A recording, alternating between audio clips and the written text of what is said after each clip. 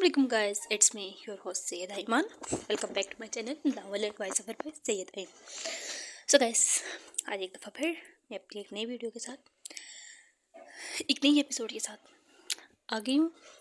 चलें बगैर किसी देरी के हम अपनी एपिसोड स्टार्ट करते हैं। The war of death by Syed Aiman, episode number 20। असल में मुझे लगा मैं 20 एपिसोड लिख के अपलोड कर चुकी हूँ, लेकिन ऐसा नहीं था, मैं गलत थी। मैंने जब यूट्यूब पे देखा तो 20 एपिसोड अपलोड नहीं हुई थी, 19 एपिसोड अपलोड हुई थी और मैंने पहले 21 एपिसोड अपलोड कर वॉइस ओवर कर दी। अब वो भी वॉइस ओवर हुई भी पड़ी हुई है। पहले 20 एपिसोड अपलोड अभी वॉइस ओवर करके अपलोड कर दूँगी, तो फिर साथ ही 21 एपिसोड भी आ जाएगी। तो चले हम अपना नावल स्टार्ट करते हैं। अब अहमद निम्रा को देखे जा रहा था तो निम्रा ने भी इसकी तरफ देखा और कुछ पल तो वो भी खो गई थी इन आंखों में, लेकिन फिर जल्दी ही संभल गई। कैसे आप? निम्रा ने संभलते पूछा, जबकि मकसद इसे होस्टल आने का था। हाँ हाँ मैं ठीक, आप कैसी हैं? वो फ़ौरन से संभल कर बोला, मैं भी ठीक हूँ। तो आप तैयार हैं आज के लिए? निम्रा ने गाड़ी रिवर्स करते हुए पूछा। अहमद ने महज सर लाया, दोबारा इसकी तरफ नहीं देखा। वो आज लगी ही इतनी प्यारी रही थी। ये अहमद क्यों है आप ही के साथ? इनकी बातें सुनते आरिफ, साहिर और फजर हैरान हुए थे। शायद कुछ काम हो इन्हें, खुद को खुद ही तसल्ली दे रहे थे। वो सब मेरे ख्याल से अब हमें भी निकलना चाहिए। आरिफ के कहने पर वो तीनों उठे और साहिर ने लैपटॉप भी साथ उठाया और बाहर की तरफ आए। वो लोग कुछ ही देर में शादी हॉल पहुंच चुके थे। वहाँ की सजावट देखकर लग रहा था आज अफतान मलिक की शादी है। पिछले दुनिया की कई नामवर शख्सियात वहाँ मौजूद थे, साथ ही साथ कई बड़े डिज़ाइनर से एक से बढ़कर एक लिबास में बलबूस वहाँ सभी एक दूसरे से ज़्यादा खूबसूरत लगने की कोशिश में लगे थे। अभी तक दूल्हा दुल्हन की एंट्री नहीं हुई थी। निम्रा और अहमद जैसे ही हॉल में दाखिल हुए थे, कितने ही लोगों की नज़र इनकी जानिब उठी तो पलटना भूल गई थी। वो दोनों साथ में बहुत खूबसूरत लग रहे थे, जैसे बने ही एक दूसरे के लिए हों। वो लोग एक जानिब खाली टेबल पर, 1 मिनट मुझे ज़रा इसका वो चेंज करना है, क्या कहते हैं, क्यों नहीं आ रहा भाई, आजा। 1 मिनट, यहाँ से जब बैग भिजवा दिए, खैर रहने दे। वो लोग एक जानिब खाली टेबल की जानिब बढ़े। स्टेज बहुत ही खूबसूरत तरीके से डेकोरेट किया गया था। इनके वहाँ टेबल पे आते ही कई लोग निम्रा को मिलने आए, क्योंकि इन्हें उम्मीद नहीं थी कि वो यहाँ आएगी। इस तरह कुछ देर गुजरी जब दूल्हा दुल्हन की एंट्री हुई। अफनान मलिक ब्लू टैक्सीडो पहने, साथ ही इसकी अर्शिया मलिक ब्लू कलर की मैक्सी में मलबूस डायमंड का बहुत ही खूबसूरत सेट पहने प्यारी लग रही थी। अफनान की नज़र हॉल में एंटर होते ही निम्रा पर पड़ी थी और इसके साथ खड़े अहमद पर, जिसकी वजह से इसके माथे पर बल पड़े थे। खैर वो दोनों स्टेज तक पहुंचे। निम्रा और अहमद को बहुत से लोगों ने घेर रखा था। जब एक लड़की ने निम्रा से पूछा, ये कौन है और आपके साथ क्यों है? इसके सवाल के एकदम से निम्रा जवाब नहीं दे सकी थी। इसने अहमद की तरफ देखा और दोनों की नज़रें मिली। ये मेरे, निम्रा ने वक्फा लिया था। वहाँ सभी जानने को बेकरार हुए थे, आखिर इतना हैंडसम आदमी कौन है? ये मेरे मंगेतर हैं। निम्रा के जवाब ने वहाँ सबको हैरान किया था। अहमद के साथ इसकी बातें सुनते वो तीनों भी हैरान हुए थे। निम्रा का इरादा नहीं था कुछ भी ऐसा बोलने का, लेकिन इसे समझ ही नहीं आई वो क्या गए, इसलिए कह दिया। नहीं जानती थी, ये सब तो किस्मत करवा रही है। वर्ड साहिर, आरिफ और फजर तीनों ही एक दूसरे की जानिब देख रहे थे। वो लोग इस वक्त इस हॉल से बाहर खड़े में बैठे थे, ताकि अगर निम्रा ओहो सॉरी किधर गई,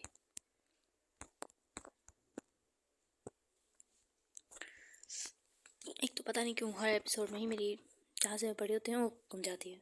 हाँ ओके।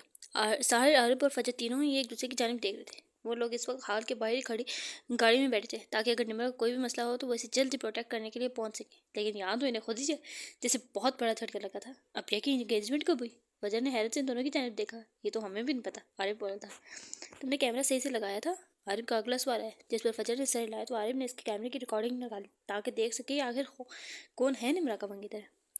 हमने आज से पहले इन्हें कभी नहीं देखा। ये किस फैमिली से बिलोंग करते हैं? ये एक आदमी का सवाल, जिस पर निम्रा थोड़ा सा अहमद की तरफ मुड़े और वो कैमरे के सामने आया, जिसे देख इन तीनों को एक बार फिर हैरत हुई।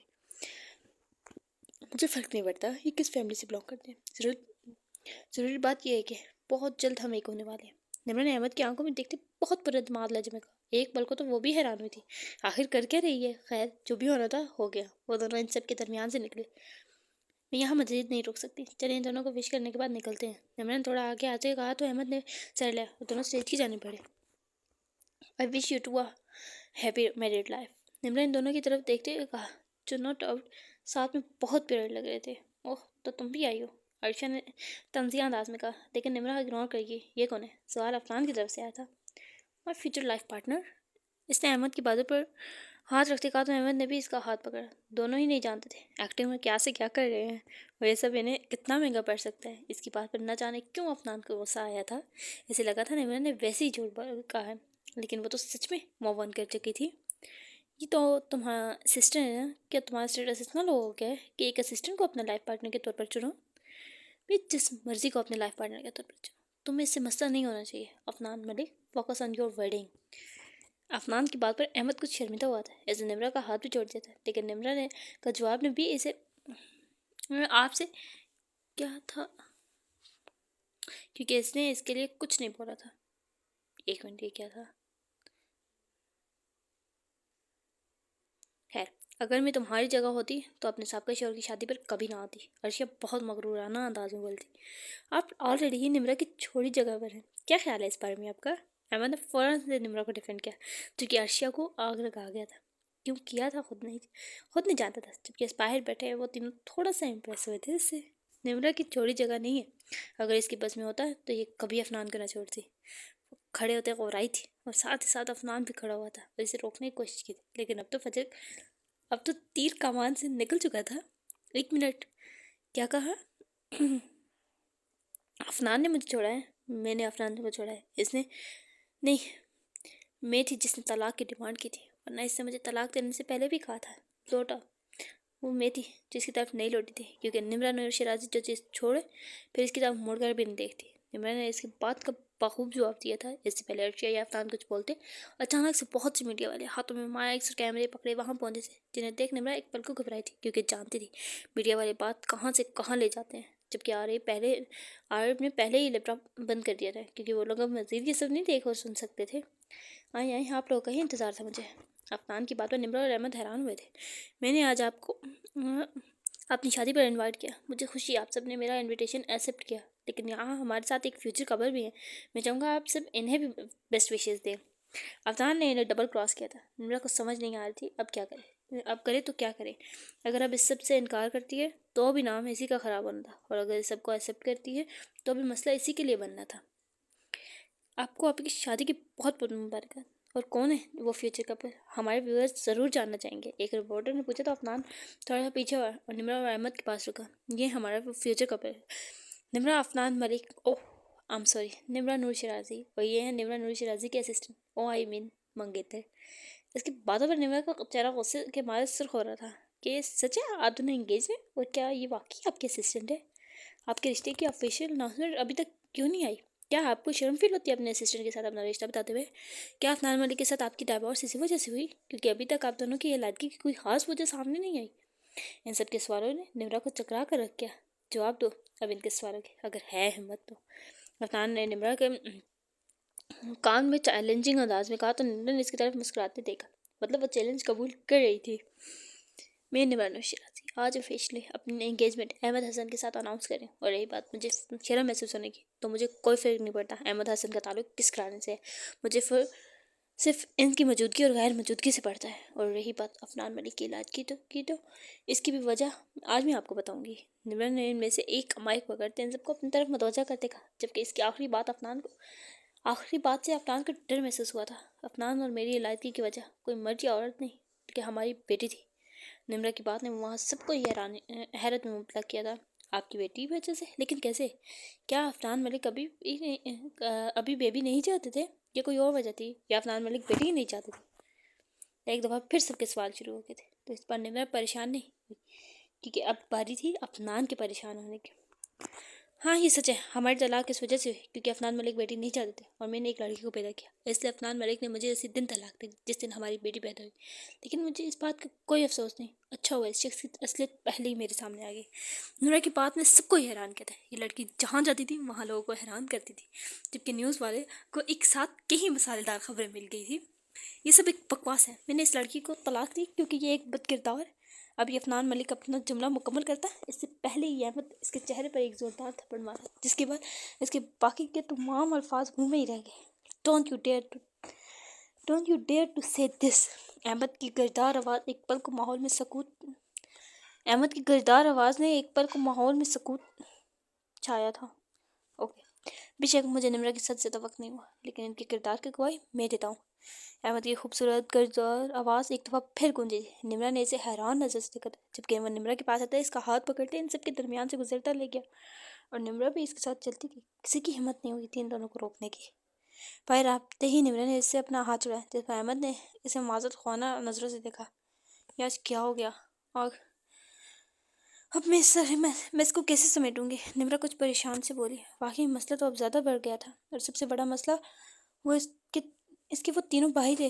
वाकई मैंने नहीं सोचा था ये सब हो जाएगा। अहमद भी ज़्यादा परेशान से बोला। सबसे पहले हमें इस न्यूज़ को बाहर लीक आउट उनसे रोकना होगा, वरना ये मेरे साथ साथ आपकी फैमिली के लिए भी मसला बनेगा। निम्रा ने कहा तो अहमद भी मुत्तफिक नजर आया। तो फिर अब क्या करना है? अहमद ने पूछा। पहले तो हम यहाँ से निकलते हैं, फिर देखते हैं क्या करना है। अहमद ने अपने बैग से गाड़ी की चाबी निकालते निम्रा ने अपने बैग से गाड़ी की चाबी निकालते अहमद के हवाले की, तो अहमद ने चाबी पकड़ी और वो दोनों गाड़ी की तरफ बढ़े। अब घर जाना है क्या? अहमद ने गाड़ी स्टार्ट करते पूछा। नहीं, इस वक्त हम घर नहीं जा सकते, क्योंकि आरिफ, साहिर और फजर वहीं होंगे। निम्रा ने साहिर की बात सुनी थी, जो आरिफ को कॉल करके घर आने का कह रहा था। तो फिर कहाँ चलना है? ऐसा करें, ऑफिस बिल्डिंग की तरफ चलें, निम्रा ने कहा। तो अहमद ने सर हिलाते गाड़ी ऑफिस की तरफ मोड़ी। ये सब जो अंदर हो रहा है, ये क्या है? क्या वाकई आप ही ने अहमद से एंगेजमेंट कर लिया? इन मीडिया के आने से पहले ही कैमरा और माइक्रोफोन ऑफ कर दिया था, और अब साहिर इन दोनों को देखते पूछ रहा था, जो खुद कुछ नहीं जानते थे। हमें कुछ भी नहीं पता, फजर बोल रही। मुझे समझ नहीं आ रही, ये निम्रा क्या करती फिर रही है? अभी इसे इस शख्स से मिले दिन ही कितने हुए जो वह सबको ये सब बताती फिर रही है। मुझे निम्रा से कम ऐसी कोई उम्मीद नहीं थी। आरिफ को परेशानी बढ़ती। आखिर ये निम्रा पढ़ किन चक्रों में गई है? मैं भी इस बात पर यकीन नहीं कर सकता। हो सकता है आप ये अहमद को सिर्फ इस लिए लेकर आई हूँ, आगे इसे समझ ही नहीं आई क्या कहे, इसलिए खामोश हो गया। हो सकता है आप ये कोई अहमद भाई से मोहब्बत हो गई। फजर ने चुटकी बजाते कहा। तो इन दोनों ने ही इसे कहा। ये भला कैसी बात हुई? जबकि फजर तो मुंह ही बना गई, मतलब कोई इज्जत ही नहीं। अब निम्रा घर आएगी तो ही कुछ पता चलेगा। चलो अब घर चलते हैं। आरिफ के कहने पर साहिर ने गाड़ी घर की जानिब घुमाई। निम्रा लोग ऑफिस बिल्डिंग पहुंचे और ऑफिस को कोर्ट से कहकर खुलवाया, और दोनों सीधा निम्रा के ऑफिस आए थे। अब सबसे पहले तमाम चैनल्स को इन्फॉर्म करें कि आज की कोई भी खबर नहीं आनी चाहिए। इसके लिए चाहे कुछ भी करना पड़े। यानी आगे जाते पावर चेयर पर बैठते कहा, जबकि अहमद भी सामने बैठे थे। इसके बाद पर सर लाते ऑफिस का फ़ोन निकालते चैनल्स के पर कॉल करने लगा। जबकि निम्रा ने जैसे ही मोबाइल ऑन किया, इधर ऑलरेडी ही इतने नोटिफिकेशन थे। जब इसने वो खोले, इन सब में ही मुबारकबाद के मैसेजेस थे, और साथ में गुड विशेस थे, जिन्हें पढ़ने निम्रा का तो सर ही घूम गया। ये बात इतनी जल्दी भाई कैसे आ गई थी? ऐसे जल्दी से सोशल मीडिया खोल कर देखा तो पूरा सोशल मीडिया कुछ ही देर में इसकी वीडियो से भर गया था। इसे एकदम से बेजान होते फ़ोन टेबल पर छोड़ा तो अहमद ने इसके बारे में देखा। क्या हुआ, सब ठीक है? अहमद ने इसे देखते परेशान से पूछा। कुछ भी ठीक नहीं है, ऑलरेडी हर चीज़ सोशल मीडिया पर वायरल हो चुकी है। निम्रा के बताने पर अहमद भी परेशान हुआ। अब क्या करना था, दोनों को ही समझ नहीं आ रही थी।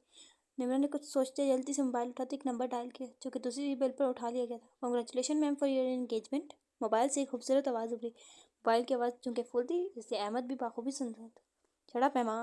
शट एमा, मुझे जल्द से जल्द ये वीडियो सोशल मीडिया से डिलीट चाहिए, चाहे इसके लिए कुछ भी करना पड़े। निम्रा ने हुक्म सादर किया, जबकि अहमद को थोड़ी सी तकलीफ हुई थी। वो ये सब सोशल मीडिया से हटाने के लिए कुछ भी कर सकती है।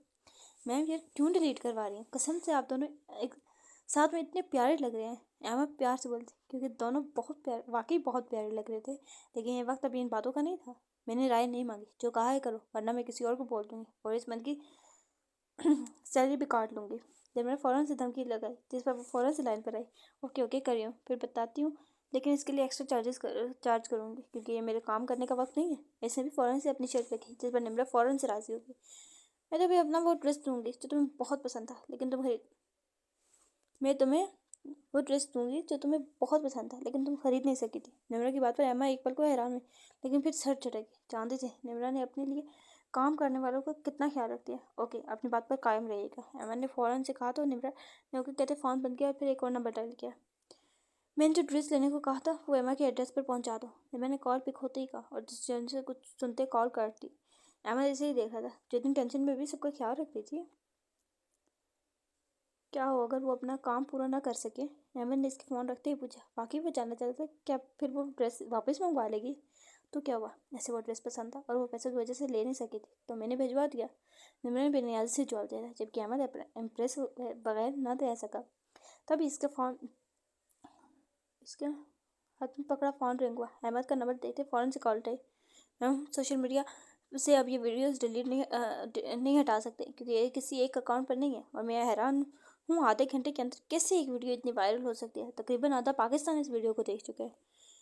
इस पर ये पहली बड़ी अहमद नहीं थी बल्कि नहायत ही प्रोफेशनल अहमद थी जो अपने प्रोफेशनल अंदाज में बोलती साथ ही साथ हैरत भी जाहिर कर रही थी। आधा पाकिस्तान देख चुके हैं, मतलब सारे अरब या मान में से भी किसी ने देख ली होगी। फिर निम्रा परेशान से बोली और अजीब सा खौफ इसकी आंखों में लहराया रहा था जिसे अहमद ने बहुत गौर से देखा था। कुछ नहीं कह सकते, हो सकता है देख ली हो या हो सकता है ना भी देखी हो, अहमद ने कहा। तो निम्रा ने ओके कहते फ़ोन रखा और सिर थाम कर बैठ गई। उफ, मैं क्या करूँगी, इन दिनों को क्या जवाब दूँगी। निम्रा का खौफ, इसकी परेशानी अहमद को अजीब लगी थी। आखिर वो इतना परेशान क्यों हो रही थी, वो भी सारे रारिब फरमान की वजह से। इसने फजर का तो जिक्र नहीं किया था। आप इतना परेशान क्यों हो रही हैं, इन्हें बता देना सब, अहमद ने इसे देखते कहा। तो वो अनजाने क्यों लेकिन निम्रा को ऐसे परेशान नहीं देख पा रहा था। आपको लगता है ये सब इतना आसान है? नहीं है ये सब इतना आसान। मैं लोगों को सवाल में कैसे सब हैंडल करूँगी, निम्रा परेशान से बोली। जबकि दूसरी तरफ साहिर आरिफ फजर घर पहुंचे तो साहिर ने फ़ोन निकालते ऐसे ही सोशल मीडिया ऑन किया तो कुछ वीडियोज़ के बाद निम्रा की वीडियो सामने है जिसे देख इसे हैरत का असल झटका लगा था। मैं निम्रा नूर शराजी आज ऑफिशियली अपनी एंगेजमेंट अहमद हसन के साथ अनाउंस करी। और रही बात मुझे शर्म महसूस होने की, तो मुझे कोई फ़र्क नहीं पड़ता अहमद हसन का ताल्लुक किस घराने से है। मुझे फ़र्क सिर्फ इनकी मौजूदगी और गैर मौजूदगी से पड़ता है। और रही बात अफनान मलिक की इलाहत की तो इसकी भी वजह आज मैं बताऊंगी। इसके मोबाइल की आवाज़ ऊंची होने की वजह से आरिफ और फजर ने भी बाखूबी सुनी थी, जबकि तीनों तो पहले ही जुमले से आगे बढ़ ही नहीं पाए थे। तभी आरिफ का फ़ोन रुक गया। जहाँ अमान का नंबर जगमगाता देख तीनों के दरमियान नज़रों का तबादला हुआ। ये सब चल क्या रहा है, क्या ये सब सच है या इस घटिया शख्स की कोई नहीं चाल है। आरिफ ने फ़ोन उठाते ही स्पीकर पर रख किया तो मान की होचीली आवाज़ उभरी। हम खुद अभी तक इस बारे में कुछ नहीं जानते, हमें भी अभी अभी वही पता चला है। निम्रा भी अभी तक वापस नहीं आई। आरिफ ने भी अपनी तरफ की सूरत बताई कि वो भी कुछ नहीं जानते, जबकि इसकी बात पर दूसरी तरफ मान परेशान हुआ था। वो अभी तक घर क्यों नहीं आई, मैं निकल रहा हूँ यहाँ से, मैं फिर बात करता हूँ। मान अपने फ्रेंड से फ्लैट में बैठा जूते पहनता बोलता और साथ ही खड़े होते बाहर की जाने कदम बढ़ाए। नहीं, इस वक्त कोई गाड़ी नहीं मिली तुम्हें, अब सुबह ही आना। आप ही को पता चला तो नाराज़ होंगी। सर ने फ़ौरन से इसे मना किया था कि निम्रा कभी भी इन्हें रात को सफ़र नहीं करने देती। नहीं, मैं यहाँ बैठकर सुबह तक का इंतज़ार नहीं कर सकता, मैं तो निकल भी चुका हूँ और फिर मिलकर बात करते। माँ ने कहते कॉल कटी। इन तीनों ने एक बार फिर एक दूसरे की तरफ देखा। देखें, अगर आप दोनों को इस बारे में कुछ भी पता है तो मुझे बता दें पहले, क्योंकि अब ये जो भी करती हैं आप लोगों को पता होता है। बच्चे ने दोनों को मशकूक नज़रों से देखते बोले तो दोनों ने फ़ौरन नफ़ी में सर लाया। मुझे तो कुछ नहीं पता। हाँ बता, आप ही आज आरिफ तुम्हारी तरफ आए थे, क्या इन्होंने कुछ बताया? सर फ़ौरन आरिफ की जानिब मशकूक हुआ, जिसने भी नफ़ी कर दी। तो तीनों के चेहरे पर मायूसी के साथ नाराज़गी भी फैली। और तीनों ही निम्रा से नाराज़, बल्कि अभी चौथा भी आने वाला था। और निम्रा इनकी नाराज़गी को यही सोच कर परेशान हो रही थी। निम्रा लोग तकरीबन वहाँ 1 घंटा बैठे रहे, लेकिन एम्मा की तरफ से कोई मुस्बत जवाब ना आने पर वो लोग अब घर के लिए निकलने लगे थे, क्योंकि अब मज़ीद वहाँ बैठने का कोई मकसद नहीं था। जबकि दूसरी तरफ माल भी पहुँच चुका था। ऐसे 1 घंटा लगता था वहाँ से यहाँ पहुँचने में, और वो पहले ही वहाँ आ गया था। इनमें से किसी ने भी निम्रा को कॉल नहीं की थी, क्योंकि वो अब फेस टू फेस बात करना चाहते थे। निम्रा लोग कुछ ही देर में घर पहुँचे। ऐसी गाड़ी की आवाज़ सुनते ही वो सब एक्टिव हो रहे थे। वो सब जैसे ही निम्रा और अहमद लाउंज में दाखिल हुए तो वो लोग अपनी अपनी जगह से खड़े हुए थे। इन सब की आंखों के साथ साथ चेहरे पर भी नाराज़गी बाखूबी देखी जा सकती थी। तुम्हें ये सब क्या है, आरिफ ने इसे देखते ही पूछा था। अब ये क्या हो रहा है, आप ऐसे कैसे कर सकती हैं? वजह भी नाराज़गी से बोलती। निम्रा कुछ बोलना चाह जब साहिर बोला था। अभी आप सच सच बताएं, ये झूठ है ना, इस सब में कोई सच्चाई नहीं है ना? साहिर भी इसके नज़दीक आता बोला। निम्रा इन्हें परेशान से देख रही थी। आखिर इन्हें क्या कहे, जबकि मान बिल्कुल खामोश था। मान, तुम इस वक्त यहाँ क्या कर रहे हो? मैंने कितनी बार तुम लोगों को मना किया रात के सफ़र मत किया करो। निम्रा इन सब की बातों को इग्नोर करते मान के पास जाती से बोली थी। इसने हाथ पकड़ना चाहा, लेकिन मान 2 कदम पीछे हट गया, जिससे निम्रा को तकलीफ हुई थी। आपको फ़र्क पड़ता है? नहीं पड़ता आपको फ़र्क? आपको हमारी किस चीज़ से फ़र्क नहीं पड़ता? हम लोग आपके लिए क्या फ़ील करते हैं जानती हैं आप? और आप अपनी ज़िंदगी का इतना बड़ा फैसला किया और हमसे पूछना तो दूर बताया तक नहीं। हम कोई गैर है आपके लिए? मान इन सब में सबसे ज़्यादा इमोशनल था और वही ज़्यादा पैनिक भी कर गया था। मान मेरी बात तो सुनो। निम्रा ने एक दफ़ा फिर इसके नज़दीक होना चाहा। इसने बहुत पूरे तरीके से इसके बाजू झटक दिए, नहीं आया आप मेरे नज़दीक, चाहे यहाँ से, बल्कि ये तो आपका घर है ना, मैं ही चले जाता हूँ। मान के तब बाहर की जाने पड़ा। मैंने इसे रोकने की कोशिश की लेकिन वो नहीं रुका। इसकी बेवजह से इन सब की तरफ देखा जिन्होंने नज़रें फेर ली थी। मैंने इन सब की नाराज़गी तकलीफ दे रही थी।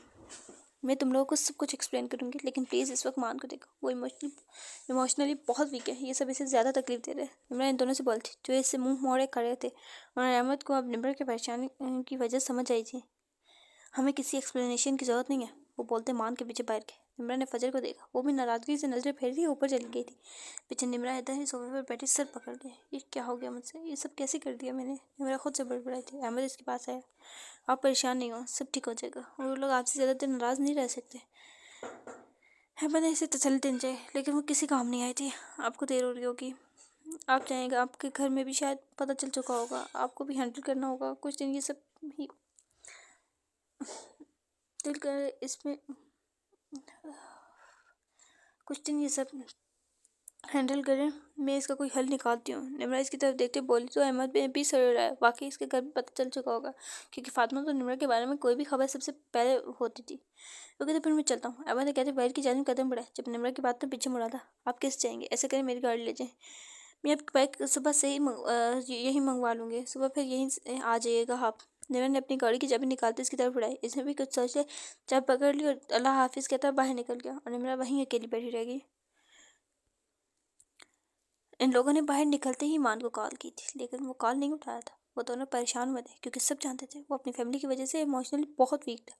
इस छोटी से छोटी बात पे बहुत बड़ी लगती थी। अब क्या करें, सारी परेशान से बोलता वो पार्क क्या होगा, जब भी उदास होता है वहीं जाता है। आगे की बात पर दोनों ने कदम पार्क की जाने बढ़ाए, और पार्क में जाते ही इन्हें वो एक कोने में लगे बेंच पर सर झुकाए बैठा था, और शायद रो भी रहा था। मान इन लोगों ने इसे पुकारा तो इसने अपने आंसू से तब चेहरा उठाकर इनकी तरफ देखा, कि इसके आंसू देखते इन दोनों की को ही दिली तकलीफ हुई थी। मान क्या हो गया, इससे क्यों रो रहे हो, हरी परेशानी से बोल रहा था। इसके पास बैठा और इसके आंसू साफ किए तो वो इसके गले लगता मजीद शिद्दत से रो गया। वो ऐसे कैसे कर सकती हैं, वो हंसियों के दरमियान रोता बोला था। तो इन दोनों ने ही एक दूसरे की तरफ देखा। हालांकि बात इतनी बड़ी नहीं थी, लेकिन वो ज़्यादा देर पर ले गया था। बस कुछ भी नहीं हुआ, वो इनकी ज़िंदगी है, इनकी मर्जी, जिससे मर्जी फैसला करे, हम नहीं कुछ कह सकते। सारा ने भी इसे समझाना चाहिए, लेकिन वो तो इस वक्त अपनी ही तकलीफ में था। मैं ये नहीं कहता वो अपनी ज़िंदगी की फैसले ना करें, लेकिन वो हमें बता भी तो सकती थी ना। इस तरह हमें दूसरों के साथ तो गैरों की तरह पता नहीं चलना चाहिए था ना। यही बात तो इन दोनों को भी तकलीफ पहुँचा रही थी। इनका हक था ये सब पहले जानने का, लेकिन खैर वो इसे किसी तरह समझा कर वहाँ से लाए, लेकिन इसे घर जाने से मना कर दिया। तो आरिफ इसे अपने फ्लैट ले गया। अपने घर पहुँचते ही अपने पास मौजूद चाबी से दरवाज़ा खोला, और जैसे ही अंदर आया सामने साजिदा बेगम और फातिमा बैठी थी, और वह इन दोनों को देखते ही समझ गया है इन लोगों तक भी खबर पहुंच चुकी है। आप दोनों अब तक सोए नहीं हैं, मैंने कहा भी था मैं लेट हो जाऊँगा। अहमद ने इनको देखते से सब पूछा था, जानता था खैर तो इसकी भी नहीं है। हाँ ये तो कहा था लेट आऊँगा, लेकिन ये नहीं बताया था मंगनी करके आऊँगा, साजिदा बेगम ने तंज़िया अंदाज में कहा। तो अहमद ने सर झुकाया, खुजाया। और क्या ज़रूरत थी इस पर हाथ उठाने की, तुम्हें लगता है हम इन बड़े लोगों से दुश्मनी मोड़ ले सकते हैं, ऐसे खुद को तो कोई मसला नहीं होगा, लेकिन मुसीबत में तो हम ही फंस जाएंगे। साजिदा बेगम इसके अफनान को थप्पड़ मारने वाली बात पर बोलती, यार अम्मी ऐसा कुछ भी नहीं है जैसा आप लोग सोच रहे हैं, ये सब एक नाटक है था जो निम्रत जल्दी ख़त्म कर देगी, बस कुछ दिन मजीद इस सब को हैंडल करना है। अहमद जो सच बताने के अलावा और कोई हल नज़र नहीं आया तो सच बता दी क्या, मेरे चेहरे पर कहीं पागल लिखा हुआ है, इसे पूरी दुनिया के सामने मंगनी का कहा है, और जो कसर रहती थी तुमने इस पर हाथ उठाकर पूरी कर दी। साजिदा बेगम सख्त परेशान थे, इन बड़े लोगों के साथ वो लोग दरमियान में फजूल में फिस जाएंगे। अम्मी यार ऐसा कुछ भी नहीं है, मैं कह रहा हूँ ना निम्रा ये सब कुछ दिनों में ठीक कर देगी। ये सब एक नाटक था, और नाटक भी कुछ दिनों में बिल्कुल ख़त्म हो जाएगा। जिस तरह अभी निम्रा ने सबके सामने मंगनी का कहा है, इस तरह वो सबके सामने इसे ख़त्म भी कर देगी। आप परेशान नहीं हो, बीपी हाई हो जाएगा आपका। अहमद ने पूरी बात समझाते हुए कहा था। फातिमा बिल्कुल खामोश बैठी थी, अपने इस भाई को देख रही थी जिसने कभी इससे कुछ नहीं छुपाया था, और आज इतनी बड़ी बात होगी और इसे कुछ पता ही नहीं था। अल्लाह करे ये नाटक ही हो और कुछ दिनों में ख़त्म हो जाए। साजिदा बेगम कहते उठी और अपने कमरे में चली गई। पीछे वो और फातिमा रह गए थे। फाती मत किया मुझे फाती, इतनी बड़ी बात होगी और मुझे कुछ पता ही नहीं। वाह भाई वाह, फातिमा सख्त नाराज़गी से बोलती और आखिर में ताली भी बजा दी।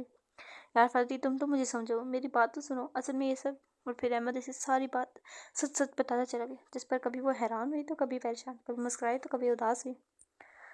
वो तो ये सारी बात मतलब ये सब वाकई नाटक था, ये तो पूरा फिल्म ड्रामा वाला सीन हो, लेकिन इनकी तो शादी भी हो जाती, हो सकता है आपकी भी हो जाए। फातिमा समझने वाले अंदाज में बोली, साथ आखिर में जैसे इसने अपनी दिली ख्वाहिश भी बताई थी ये असल ज़िंदगी है बेटा, यहाँ ऐसी चीज़ें नहीं होती। अहमद इसके सर पर थप्पड़ लगाता बोला और इसे इसके कमरे में छोड़कर अपने कमरे में आया और बेड पर बैठते आज के दिन के बारे में सोचने लगा। सुबह वो कितना खुश था और अभी इतना ही परेशान। आपको फ़र्क पड़ता है? नहीं पड़ता आपको फ़र्क। आपको हमारी किसी चीज़ से फ़र्क नहीं पड़ता। हम लोग आपके लिए क्या फ़ील करते हैं जानती हैं आप? और आप अपनी ज़िंदगी का इतना बड़ा फ़ैसला किया और हमसे पूछने तो दूर तक हमें बताया तक नहीं। हम कोई गए रहा आपके लिए? मान की बातें अचानक किसके ज़हन में आई थी? वो इतना इमोशनल क्यों हुआ था? आखिर इनका आपस में इतना गहरा क्या ताल्लुक है जो इसकी ज़िंदगी का फ़ैसला इनके लिए इतनी इम्पोर्टेंस रखता है? आखिर क्यों? हाँ, खुद से ही सवाल कर रहा था, लेकिन इसके क्यों का जवाब इसके पास नहीं था। उफ, तुम क्यों सोच रहे हो इतना? तुम्हें क्या? अहमद तो खुद को सरजनिश की, उठकर फ्रेश होने चला गया और फिर जब तक सोया नहीं तब तक निम्रा का ख्याल ही ज़हन में आता रहा। इसकी वो काली गहरी पुरकशिश आंखें ही सामने से नहीं हट रही थी। ये एक नई सुबह थी और इस वाक़े को आज 3 दिन गुजर चुके थे, लेकिन इसके असरात अभी भी नहीं हटे थे, क्योंकि वो चारों जो निम्रा से नाराज़ हुए थे इन्होंने दोबारा निम्रा की तरफ मुड़कर ही नहीं देखा था। बात करना तो दूर की बात, इस जागृति ने उनसे बात करने की बहुत कोशिश की, लेकिन किसी ने भी इसे खास रिस्पॉन्स नहीं दिया था। फतेह को जब यूनिट से इसने पिक करने गई तो वो इसकी बजाय आरिफ के साथ चली गई। बाकी सबका भी यही हाल था और अभी तक वो जाती वहाँ से इसे मुबारकबाद वसूल होती रहती थी। आज भी निम्रा ने टेबल पर नाश्ता लगाते फजर का इंतजार कर रही थी, लेकिन फजर पिछले दिनों की तरह आज भी इसे इग्नोर करती बाहर चली गई और निम्रा आज भी बगैर खाना खाए उठकर चली गई। इसने 3 दिनों से कुछ भी नहीं खाया था, जिसकी वजह से वो खासी कमज़ोर हो गई थी। आंखों के नीचे जो पहले भी हल्के थे, रातों को जागने की वजह से वो अब मजीद नुमायाँ होने लगे थे, जबकि रंगत भी सिर पड़ चुकी थी। इन काली आंखों की भी जोत जैसे बुझ सी गई थी। अहमद जो इन आंखों का असीर था, इनमें अभी पहले जैसी चमक नहीं होती थी, बल्कि अब वहाँ सिर्फ थकन थी। वो चारों अपनी नाराज़गी में भूल गए थे। निम्रा अगर इनके लिए सब कुछ है तो वो चारों भी निम्रा के लिए इसका सब कुछ है। सब कुछ इसकी दुनिया है। आज फजर मैं तुम्हें ड्रॉप कर देती हूँ। फजर को बाहर खड़े आरिफ का इंतजार कर देते मैंने बहुत प्यार और नरमी से कहा, जो हमेशा इसके लहजे का खासा थी। ज़रूरत नहीं है, जाएं आप अपने मंगेतर के पास। ये बात वो पिछले 3 दिनों से कई बार इन चारों से सुन चुकी थी, लेकिन क्या ही कर सकते थे। मैं ड्रॉप कर देती हूँ ना, अब ऐसे भी क्या नाराज़ किया। जाओ। निम्रा की आवाज़ कमज़ोर सी थी, जिसे फजर ने भी इग्नोर किया था, लेकिन फिर इग्नोर कर गई। ऐसे निम्रा की तरफ एक दफ़ा भी नहीं देखा था। मैंने कहा ना, नहीं ज़रूरत, जाएं आप यहाँ से। फजर एकदम से चीख दी, जिस पर निम्रा सबसे आंखें मीच गई थी। तभी वहाँ आरिफ की गाड़ी और इसने आई और इसने फजर की बात सुनी थी, जबकि निम्रा गाड़ी स्टार्ट करते वहाँ से ले गई थी। गुड़िया, हमने नाराज़ होने का कहा था, बदतमीज़ी करने का नहीं। फजर की गाड़ी में बैठती ही आरिफ इससे बोल जिस पर वो परेशान हुई। तो क्या ज़्यादा बोल दिया मैंने? इन चारों ने निम्रा से नाराज़ होने का प्लान बनाया था, लेकिन नहीं जानते थे ये प्लान इन्हीं पर भारी पड़ने वाला है। ज़्यादा नहीं, ये बहुत ज़्यादा हो गया है। आ जाओ, अब तुम्हें नाश्ता करो। निम्रा रोज़ फ्लैट पर नाश्ता कर भेज देती है। आरिफ ने कहते गाड़ी स्टार्ट की। निम्रा रोज़ ही आरिफ के लिए 3 टाइम का खाना इसके फ्लैट भेजती थी, क्योंकि इसे मेड के हाथों का खाना पसंद नहीं आता था और ख़ुद वो बनाने से रहा। 3 दिनों से इसने 3 टाइम का ही खाना वापस भेज दिया था, लेकिन निम्रा पीसी की बहन थी, अगले टाइम फिर भेज देती थी। आरिफ ने पहले इसे नाश्ता करवाया और फिर यूनिवर्सिटी ड्रॉप किया। साहिर की आजकल नाइट शिफ्ट थी, तो 6 बजे आया और अभी सो रहा था। अरमान भी यहीं था, आरिफ की फ्लैट पर, और मज़े से नींद ले रहा था। निम्रा ने ऑफिस पहुंचते ही खुद को काम में गर्क कर लिया था। ये इसकी 3 दिनों से यही रूटीन थी। सुबह जल्दी ऑफिस पहुंच जाती और रात देर तक यहीं रहती। खाना न खाने की वजह से इसके सिर में शदीद दर्द था और साथ साथ आज इसे चक्कर भी आए थे, लेकिन वो अपनी हालत से बेनियाज बनी काम में घुसी थी। तकरीबन 2 बजे का टाइम था जब परी के रोने पर निम्रा ने सर उठाया और उठने के लिए जैसे ही इसके पास जाने के लिए उठी तो एक ज़ोरदार चक्कर के साथ दोबारा से बैठ गई, लेकिन परी के रोने पर हिम्मत करती फिर से उठी थी और अभी थोड़ा सा ही आगे चल दी जब एक दफ़ा ज़ोरदार चक्कर के साथ आंखें के आगे अंधेरा छाया। इसने सर झटकने की कोशिश की, लेकिन आंखें बंद होने लगी। सिर में शदीद दर्द था और अगले लम्हे होशो हवा से बेगाना होती वहीं फर्श पर गिर पड़ी। सर पर टेबल नोक लगने की वजह से वहाँ से खून निकलने लगा। अहमद की जब काफ़ी देर पहले के रोने की आवाज़ आती रही, क्योंकि इसका टेस्ट बिल्कुल निम्रा के रोम के साथ था, तो इसे बाहर आवाज़ आ रही थी, तो ऐसे तशवीश हुई, क्योंकि निम्रा कभी इसे इतना रोने नहीं देती थी। वो जैसे ही दरवाज़ा खोलते अंदर गया, सामने ही निम्रा फर्श पर बेहोश पड़ती, जबकि परी का भी तो रो कर बुरा हाल हो चुका था। वो पहले परी के पास गया और उसे गोद में उठाया, जो इसकी गोद में आते मजीद जोर लगा कर रोने लगी। जल्दी से पकड़ो, निम्रा की तबीयत ठीक नहीं। अहमद ने बाहर आते वहाँ से गुजरते एक एम्प्लॉय को परी को पकड़ाया और ख़ुद दोबारा अंदर गया, तो वो भी अंदर आए। इसके बाद जिसने सुनी थी वो भी परेशानी से अंदर की तरफ आए थे। निम्रा आंखें खोलो, निम्रा प्लीज़ आंखें खोलो। अहमद ने इसका सर अपनी गोद में रखते इसके चेहरे पर पाते इसे होश दिलाने की कोशिश की, लेकिन उसे होश नहीं आ रहा था। तभी एक लड़की जल्दी से पानी का गिलास लेती इसके पास आई, तो अहमद ने पानी की छींटे इसके चेहरे पर मारी, लेकिन इसकी हालत में कोई फर्क नहीं आया था। मैंने निम्रा को हॉस्पिटल लेकर जा रहा, आप लोग परी को देख लेना। अहमद निम्रा को बेहोश वजूद को अपनी बाहों में उठाते बोला, कदम बाहर की जाने में बढ़ाए। बाहर आते ही निम्रा को लेते हुए ऑफिस की गाड़ी में बैठा और ऑफिस ड्राइवर को गाड़ी चलाने को कहा तो इसने भी जल्दी से गाड़ी निकाली। शायद आरिफ और मान ने अभी अभी ही फजर को पिक किया था। आज इनका इरादा निम्रा के ऑफिस जाकर इससे बात करने का था। वो लोग जैसे ही ऑफिस पहुंचे, पूरे ऑफिस में एक अजीब सी हलचल थी, जबकि परी को इसकी नैनी बाहर अहमद के टिफ कर ही लिए बैठी थी। क्या हुआ ये तुम सब इतना परेशान क्यों लग रहे हो? आरिफ ने इन सब की परेशान चेहरे देखते कहा। जब फजर की नज़र परी पर पड़ी, ये परी आपके पास क्या करेगी? अभिया कहाँ है? फजर ने जाते इस नैनी से परी को लिया, इसकी आंखों पर अटके आंसू साफ किया। सो तो वो गई थी, लेकिन इसकी हचकियाँ सोते हुए भी जारी थी। वो नूर बेहोश हो गई थी। अहमद इन्हें हॉस्पिटल लेकर गया। एक लड़की के बताने पर इन चारों पर जैसे ऑफिस की छत गिर गई। जो चारों ही अपने जिन कदमों पर आए थे, इन्हीं कदमों पर वापस से थे। वो जल्दी से गाड़ी में बैठे। सारे ने गाड़ी स्टार्ट कर हॉस्पिटल के रास्ते पर डाली। निम्रा को इमरजेंसी में शिफ्ट कर लिया गया था। अहमद परेशान से बाहर खड़ा डॉक्टर्स के बाहर आने का इंतजार करता। जब वो चारों ही भागते हुए वहां पहुंचे, परी को आरिफ ने उठा रखा था। क्या हुआ है निम्रा को? मान अहमद के पास पहुंचती बेचैनी से बोलता। वही बेचैनी बाकी दिनों के चेहरे पर भी थी। अभी कुछ नहीं पता, डॉक्टर चेकअप कर रहे हैं। अहमद ने भी परेशान से बताया, जिस पर वो सब भी परेशान हुए। रास्ते में आते हुए इन्होंने घर भी कॉल करके बता दिया था। तो साजिदा बेगम और अकबर साहब भी कुछ ही देर में पहुंचे थे। डॉक्टर जैसे ही रूम से बाहर आई, एंड सभी ने उठते इन्हें घेर लिया। किसी अपिया किसी से बात नहीं, वो ठीक तो है? डॉक्टर के बाहर आते ही इन सब ने ताबड़तोड़ सवाल शुरू कर दिए, जिस पर डॉक्टर ने एक चटती निगाह इन सब पर डाली। इतनी फिक्र है तो ख्याल रखना चाहिए था ना। आप लोग जानते हैं इनका बीपी और शुगर लेवल किस हद तक लो था।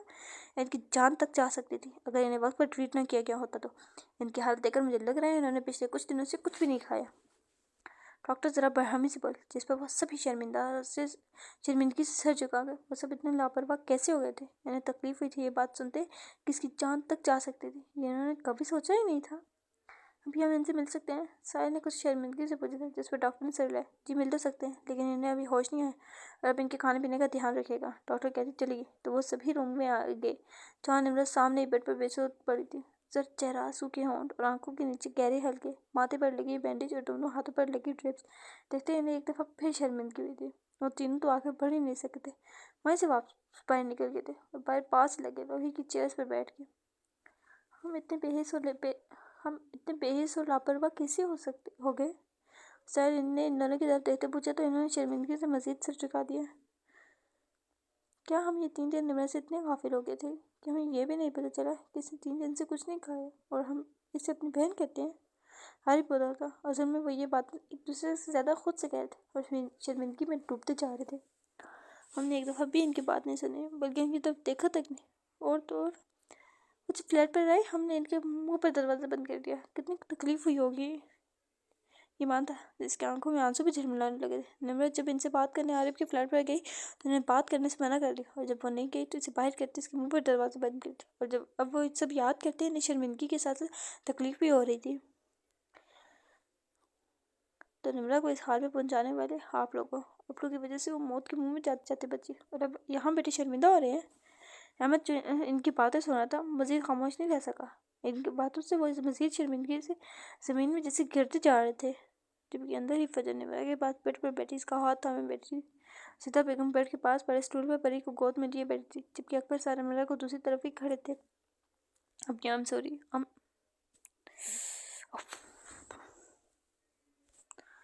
ओके, ये फिर से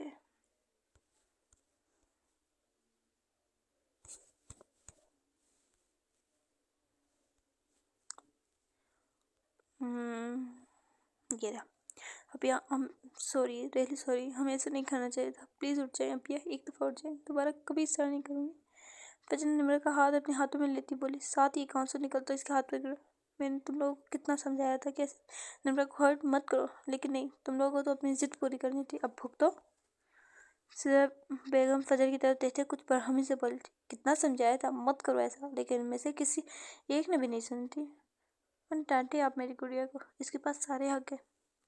तभी निम्रा की कमज़ोर सी आवाज़ इनकी समातों से टकराई थी, तो इन्हें तीनों ने फ़ौरन निम्रा की तरफ देखा। पिया पिया, आप ठीक? हम सॉरी पिया, हमें ऐसे नहीं करना चाहिए था, प्लीज़ इस दफ़ा माफ़ कर दे। फजर निम्रा के सीने से लगते रोते हुए बोली, जिस पर निम्रा ने अपने ड्रिप वाले हाथ से इसके बाल चलाए। बस मेरी जान, इस तरह नहीं, मत रो, मैं आपसे बिल्कुल भी नाराज़ नहीं हूँ। मैंने बहुत प्यार से इसके बाल चलाते बोलते सिद्रा बेगम को इस लड़की पर गुस्सा आया। बेटा आप कैसे फील कर रही हो? अकबर साहब ने नहायत शफकत से पूछा। ठीक हूँ, मैंने कहते हैं उठने की कोशिश की लेकिन कमज़ोरी के बायस उठ नहीं सकी। बेटा क्या कर रही हो? लेटी रहो, ज़रा घर चल लो, फिर मैं तुम्हें बताऊँगी उनकी पसंद के खाने। मुझे तुम बताती रही हो लेकिन खुद कुछ नहीं खाया। हाँ, सदर बेगम से डपटते हुए बोली तो वो दोबारा से लेट गए। मैं डॉक्टर को बता कर आता हूँ, तुम्हें होश आ गया है। अकबर साहब कहते बाहर चल गए तो निमरा सदर बेगम की तरफ पड़ी। वो तीनों नहीं आए। निमरा ने एक उम्मीद की तरह पूछा लेकिन सदर बेगम खामोश थी। फजर भी कुछ नहीं बोली। निमरा ने उनकी खामोशी से खुद ही जवाब आहज कर तकलीफ से आंखें मूंद ली थी। कुछ देर में डॉक्टर ने आते एक दफ़ा फिर से चेक किया और आराम का कहते बाहर चली गई।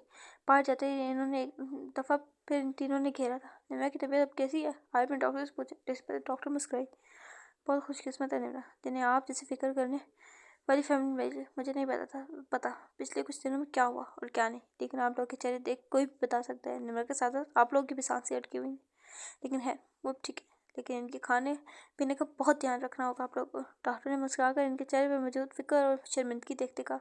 साथ ही इसके बेहतर होने का भी बताया। खुशकिस्मत वो नहीं हमें, जिन्हें वो एज अ फैमिली मिली।